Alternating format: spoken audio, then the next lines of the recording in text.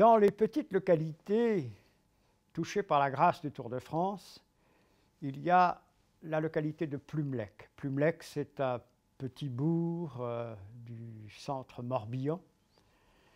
Un bourg déjà célèbre par la course qu'il organisait tous les ans, le Grand Prix de Plumelec, avec sa célèbre côte de Cadoudal qui marquait la fin de l'épreuve, donc très sélective.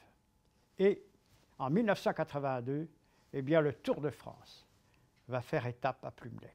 Comment les choses se sont-elles passées? Comment sont-elles arrivées? Ça relève un peu du burlesque, parfois.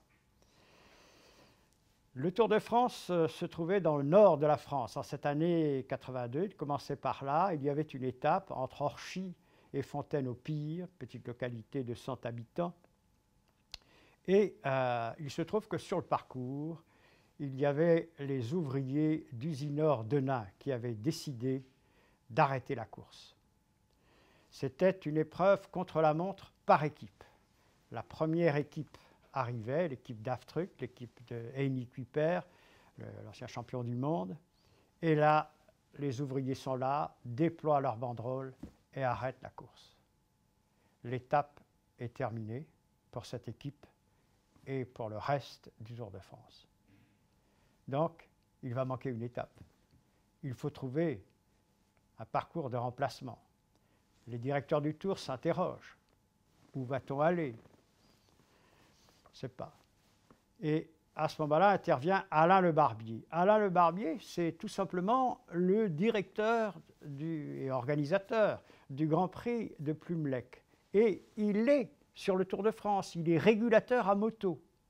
Et il va voir Félix Lévitan, l'un des directeurs, et il dit à Félix Lévitan, écoutez, monsieur Lévitan, moi, je peux vous organiser une étape du Tour de France chez moi à Plumelec. Il donne ses arguments. Lévitan est convaincu, parce qu'il a su se montrer convaincant d'ailleurs, Alain Le Barbier, et il quitte le Tour, bien sûr c'est normal, il va pendant 3 jours préparer une étape du Tour à Plumelec. Alors, il y avait déjà de prévu l'étape Lorient-Nantes. Donc on va couper cette étape en 2, il y aura Lorient-Plumelec contre la montre par équipe, et ça c'est le matin, et l'après-midi, il y aura Plumelec-Nantes. Voilà comment Plumelec est entré dans l'histoire du Tour.